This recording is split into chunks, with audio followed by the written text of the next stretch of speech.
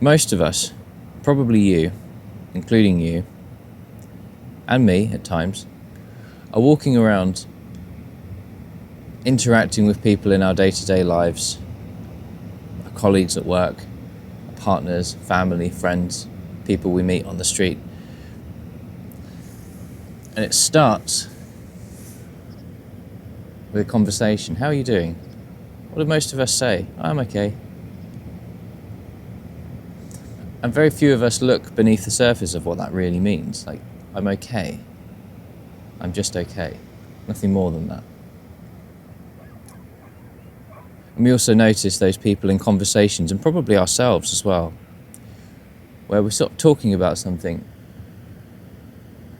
trying to be enthusiastic. But really, what's coming out is anything but. And I'm sure you found yourself in a meeting room or with a room full of people in some situation where the conversation just sounds kind of dead. And people are talking about things that they're supposed to care about, but really it sounds dead. And you might find yourself doing that too. You might find yourself talking about things in conversation and going, where is this coming from? Like, it's coming from a place inside of me that just doesn't feel alive. And that's the mask. It's the mask of performance. It's the one that we've picked up and unconsciously have been wearing for many years, that says we need to give the impression that everything is fine, when in reality it's anything but. We have to demonstrate somehow that we're competent even though we don't know what we're doing, or that we like the people we spend time with in reality when we don't, or that we care about the things that we're doing, and sometimes we don't do that either. We don't feel that way. And because everyone's doing it, first of all, we think it's normal. But second of all, it builds this kind of silent feeling of resentment inside of ourselves. We go through lives feeling like, this isn't the kind of life I want. This isn't who I am. This isn't who I want to be. Yet the entire life that we have is built around the illusion of this person that we have learned to perform as in our workplaces, in our day-to-day lives. And at the same time, we carry with us the sense of possibility that everything is going to fall apart in any moment. No doubt this is familiar to you as well. I mean, you've built a life around unsustainable ways of living or being, this performance, this mask, especially if you have a family or you have a career, a well-paying job and a mortgage and all of these things to sustain, then you kind of become trapped by it. And I found myself in that position more than once, and it's not a very nice place to be. And the intention behind me sharing this isn't because I have a way out of it, because there's a series of steps or techniques or methods that I can give you that will solve the problem. Because it's not really a problem. If we see it as a problem, then it becomes something that we can label and define and find some medication or technique or plan of action to fix and change. And I'm not going to add to the list of others out there who will quite happily sell you something with the claim that that's what you'll be able to achieve, because it's just not true. Because at the end of the day, no one knows what's best for you apart from you. And no one knows what kind of life you have built apart from you. The invitation is to be willing to question the life that you have built, honestly,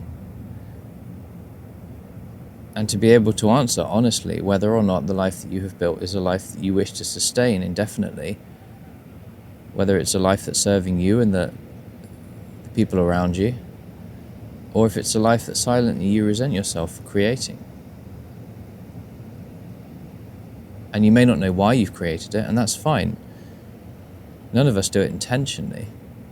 I haven't created any of the circumstances of my life that have caused me harm intentionally. It's something that I have come to see through the process of reflection and exploration and lots of suffering. The only problem is that now I've arrived at a point where it becomes really apparent to me how many of us are wearing the mask and how difficult it is for me to wear my own. It doesn't mean I don't. Of course, I still slip into the performance, as all of us do. And I still find myself feeling less than enthusiastic about doing that.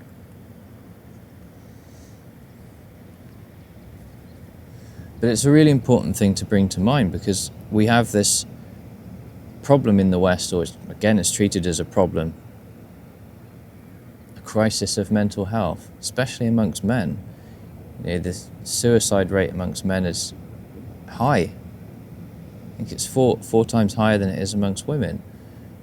And traditionally, men don't express their feelings and don't talk about the things that they're struggling with.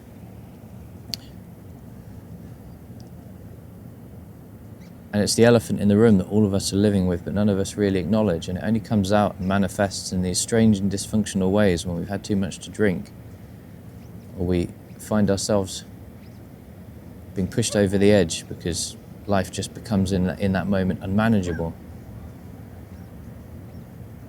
And for most of us, we don't even realize that we're wearing the mask. We don't even realize it's there. We just take it to be ourselves, but at the same time, we're living with this undertone of discomfort. Occasionally starts to shout a bit louder and manifests in the form of anxiety. Often, your boss telling you that they don't need you anymore and that you're going to be fired, or your colleagues finding out that you're a fraud, or your partner telling you that they don't love you and they're going to go off with someone else. So you spend your life trying to manage all of these possible negatives that are going to happen, when a large amount of that fear is generated by the fact that you're afraid of this life falling apart because it's not meant for you. It doesn't mean that you can't choose it. Doesn't mean that you can't sit there and look at your life honestly and go, this is the life I'm going to stay with, and I'm going to make my peace with that. Awesome. No one says that you should have to do anything, and anyone that does is either trying to get your money or trying to control you.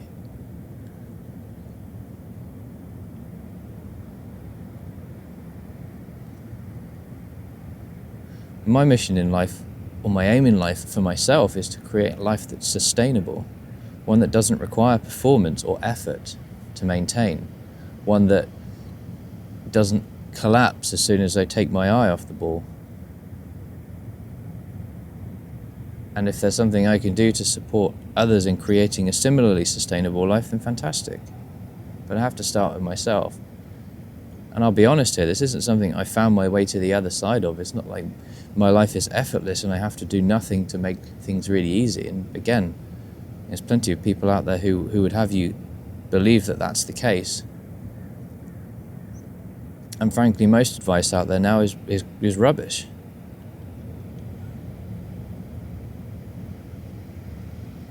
Most of what's aimed at helping you is either truthfully trying to take your money and sell you on somebody else's ideas, which work perfectly well for them but don't work for you, or they're trying to diagnose you and label you and give you some medication or a framework to fit within, or some guide rails for your life. And life doesn't work that way.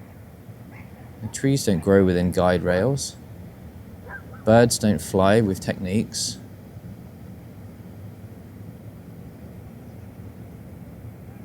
The tide doesn't come in and out with some kind of strategy. Like, these are all things that we've created to try and manage the unknown because we're afraid of what might be around the corner.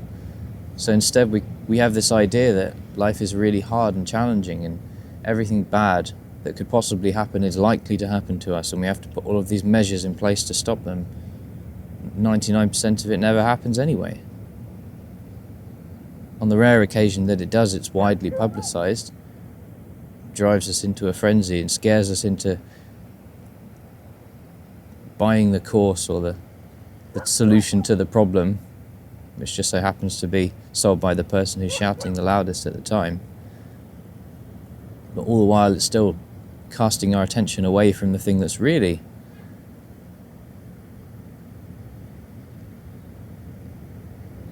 creating the challenges that we're experiencing, which is, you call it an inauthentic life, or a misaligned life, or a life built around false values. And so much of our world is built on sustaining that kind of life, because the second you realize that buying more stuff is not going to make you happy, or having a more attractive partner or a more attractive body is not going to make you happy, or having more money in your bank account is not going to make you happy. The second you realize that, you stop wasting your money on things that you don't need, and you stop wasting your time on things that aren't going to help you. And collectively, if everybody did that, we'd have a bit of a crisis economically. I have a suspicion that that's unlikely to happen.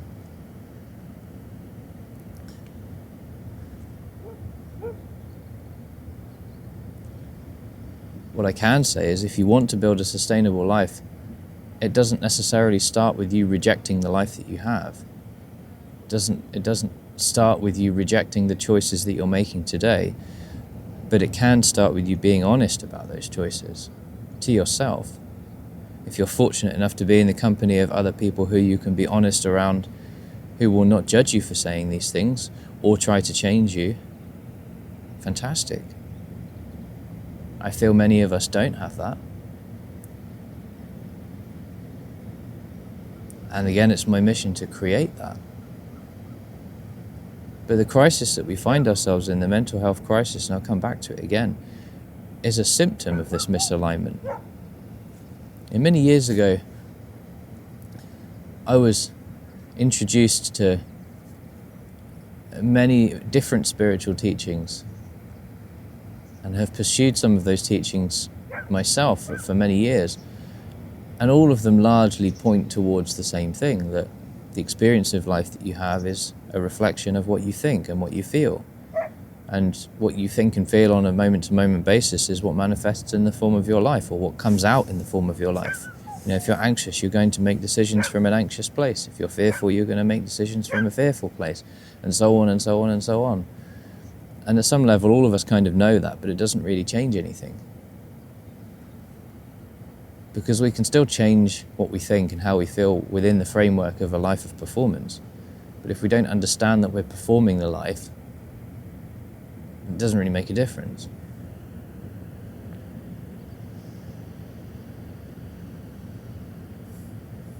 And again, I'm not condemning the performance. I'm not saying that it's wrong.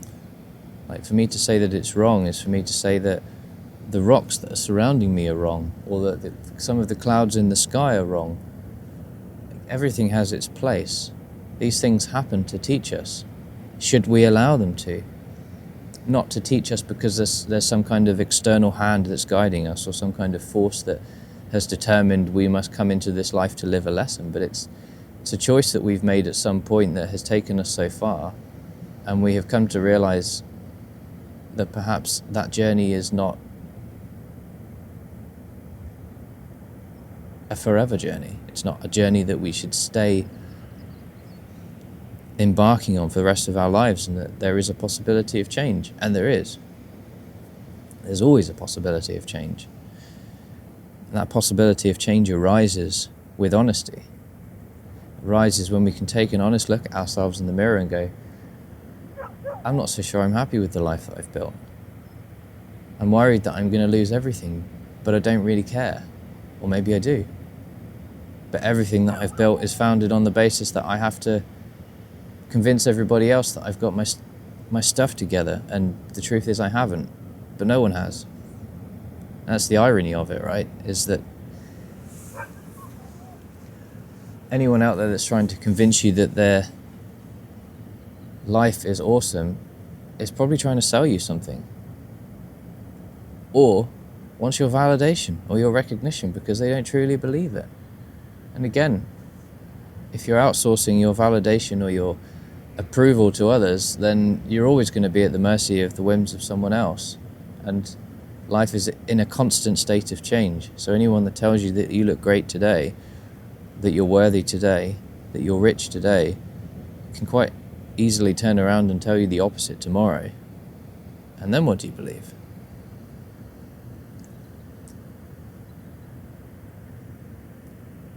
And I recognize this marks somewhat of a departure from some of the recent stuff that I've been sharing, because again, I fall into the performance. I want you to think as viewers that I have my life together and that there's something valuable that I can share with you that's worthy of your time and money and energy. And no doubt that probably has its own undertone of something that turns people off. I don't know. It doesn't really matter.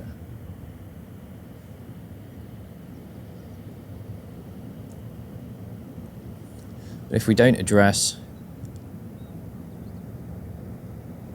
the fact that we're building lives which aren't right for us, aren't sustainable, aren't true to what we really want in here, even if what we want in here is the complete opposite of what we've actually got, then how can we hope to arrive at a place where we do experience happiness and joy and love and peace, and we experience those things without having to take drugs or medication or rely on some kind of 5-step technique or practice that we have to embark upon every single day, otherwise our lives just become boring. We didn't come into the world with a prescription. We didn't come into the world with techniques. We didn't come into the world with anything. So it's all stuff that we've learned. And anything that we can learn, we can unlearn. Anything that you have learned, you can unlearn. It might take you some time. It's taken me a long time. But I wouldn't go back.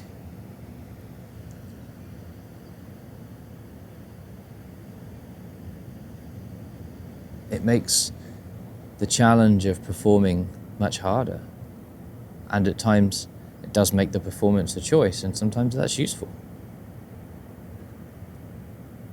Sometimes it's also very disconcerting for the people around you when, at some level, they probably know that you can see through their facade, their mask. And I would be willing to bet that there are millions and millions and millions of you out there who can see through those masks. You may not recognize that you too are wearing a mask at times, but that's okay.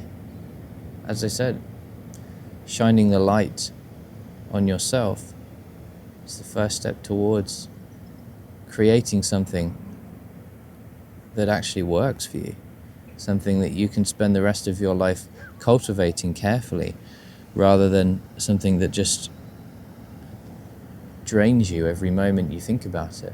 Like, why else would we feel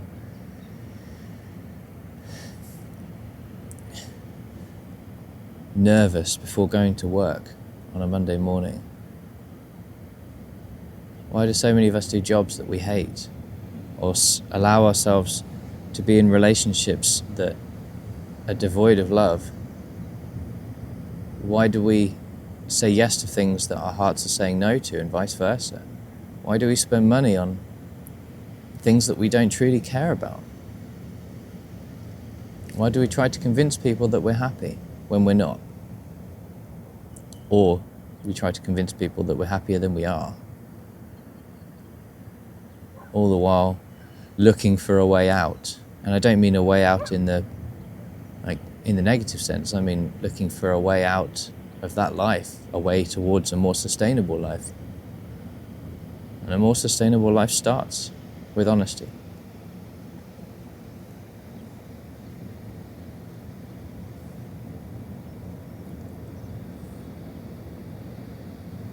There's a large amount of stuff I would like to share about this going forwards. Much of it I don't currently have words for, but it's in there somewhere. And no doubt it's in there for many of you too. I want to draw attention to these things because it seems to me that the world is going further and further away from anything natural and honest and aligned. On the whole, at least the Western world is anyway. And we're pulled more and more towards performance, towards consumption, towards avoidance. And if we do those things for long enough, they don't tend to end very well for us. That's not something that can be good for a human being in the long run. I'd like to do my part to change that, as I'm sure would you, if not for yourself, then for others.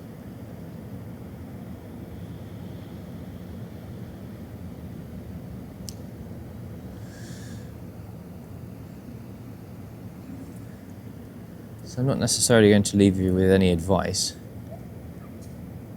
so much. I will leave you with a word of encouragement, which is anything that you do that leads you more deeply towards yourself, as in the self that you are, not the self that you are claiming to be to the world, that you aren't in private. Anything that leads you more in that direction is worth more than any amount of money you could spend. It's worth more than anything you could accumulate. It's worth more than any pill you can take.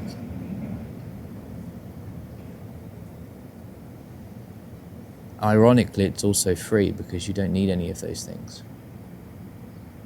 Support is always there if you want it, yes, but you don't necessarily need it.